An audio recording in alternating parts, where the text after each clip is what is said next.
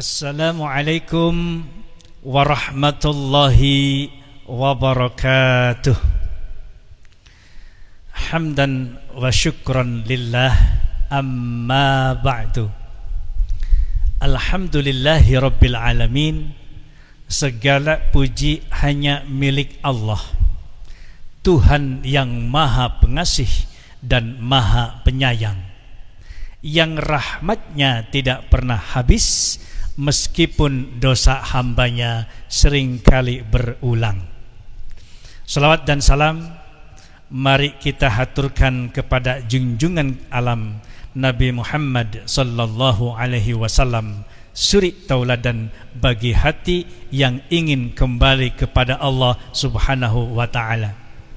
Pemirsa yang dirahmati Allah, berjumpa kembali bersama saya dalam acara Joyful Ramadan Mubarak 1447 Hijriah bersama penyuluh agama. Pada kesempatan kali ini saya akan membawakan tema bahaya saat tidak sholat. Para pemirsa yang dirahmati Allah, kita sedang mencoba jujur kepada diri sendiri, jujur tentang hati yang mungkin selama ini kita biarkan lelah sendirian. Pernahkah kita bertanya dalam pada diri kita sendiri, kenapa hidupku terasa berat terus, masalah datang silih berganti, satu belum selesai, yang lainnya sudah menyusul. Doa dipanjatkan tetapi rasanya hampa. Hati ingin tenang tetapi justru semakin gelisah. Ada rasa capek yang tidak bisa dijelaskan, seolah tidak ada tempat untuk benar-benar bersandar. Yang menyedihkan, pemirsa, di saat hati sedang paling lemah, kita justru menjauh dari sholat. Bukan karena tidak tahu kewajibannya, bukan karena lupa hukumnya, tetapi karena hati terasa berat untuk melangkah.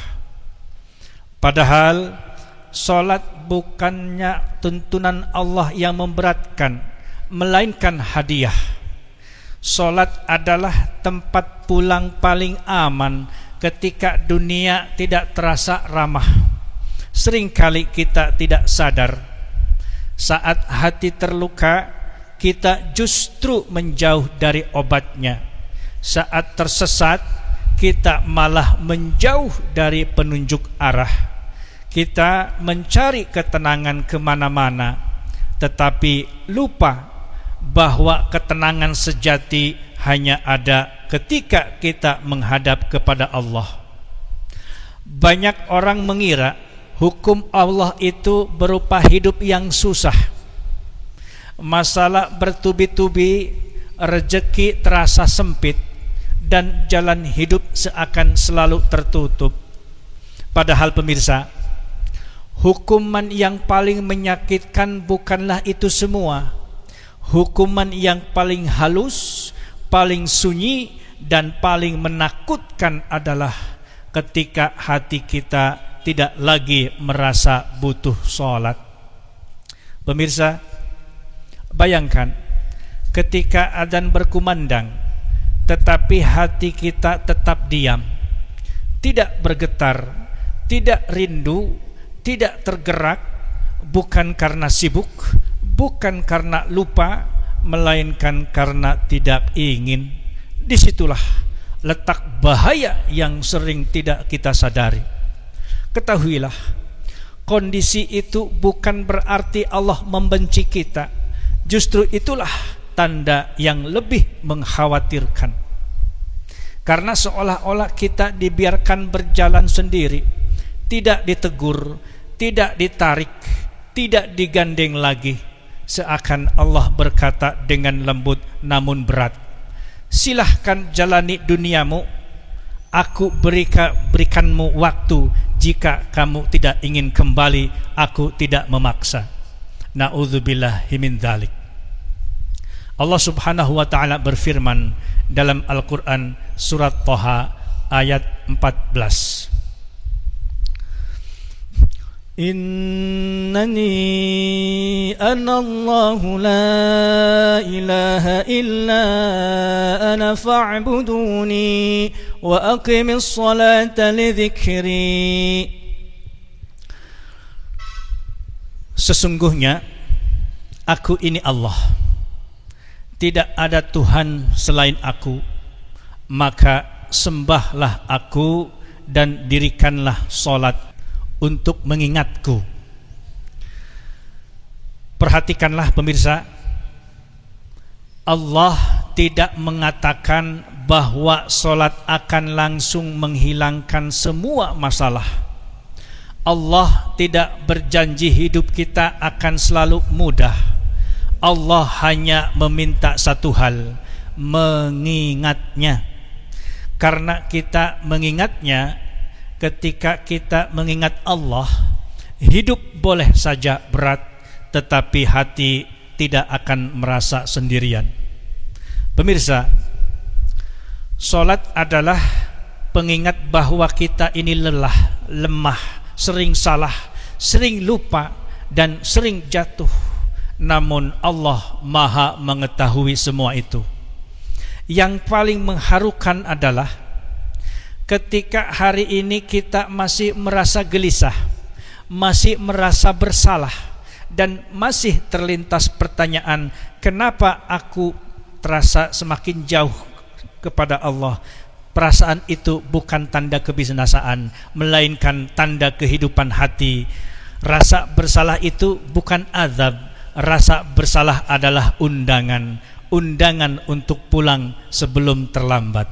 Allah Subhanahu wa taala berfirman dalam Quran surat Az-Zumar ayat 53.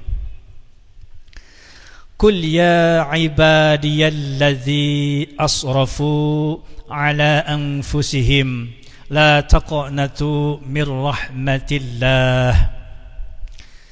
Katakanlah, wahai hamba-hambaku yang melampaui batas terhadap diri mereka sendiri, janganlah kalian berputus asa dari rahmat Allah. Pemirsa yang dirahmati Allah, Allah Maha Pemaaf, bukan hanya memaafkan dosa besar, tetapi juga memaafkan hamba yang lama pergi, yang sholatnya sering tertinggal, yang doanya jarang terucap, lalu datang kembali dengan hati yang gemetar dan air mata yang jujur. Allah tidak menanyakan seberapa jauh kita pergi. Allah hanya menunggu satu hal, apakah hari ini kita mau kembali? Tidak perlu menunggu sempurna, tidak perlu menunggu iman terasa tinggi, tidak perlu menunggu hidup terasa rapih. Datanglah apa adanya. Berdirilah meski hati masih berat, sujudlah meski air mata jatuh lebih dulu, karena Allah lebih mencintai hambanya yang kembali dalam keadaan rapuh daripada hamba yang merasa tidak pernah salah. Pemirsa rahimakumullah, diamlah sejenak. Jika hari ini Allah masih memanggil kita melalui azan, jika hati masih terasa perih kita meninggalkan salat, itu mungkin tanda paling jujur bahwa Allah masih ingin kita dekat. Mari kita tutup dengan doa, bukan doa yang merasa suci, melainkan doa hamba yang rindu untuk pulang. Ya Allah, jika selama ini kami jauh, jangan Engkau palingkan hati kami. Jika langkah kami berat menuju salat, ringankanlah dengan rahmat-Mu. Jika dosa kami banyak, ampuni kami tanpa menghitungnya. Jangan Engkau biarkan kami hidup tanpa mengingat-Mu, dan jangan Engkau cabut rasa ingin kembali kepadamu. Jadikan solat sebagai tempat kami bersandar, dan jadikan Engkau tujuan pulang kami yang terakhir. Semoga solat berikutnya menjadi awal dari langkah pulang kita. Pemirsa yang budiman, demikian yang dapat saya sampaikan. Sedikitnya mudah-mudahan ada manfaatnya. Terima kasih atas segala perhatian. Mohon maaf atas segala kekurangannya. Wallahul muwaffiq ila aqwamit thoriq. Wassalamualaikum warahmatullahi wabarakatuh.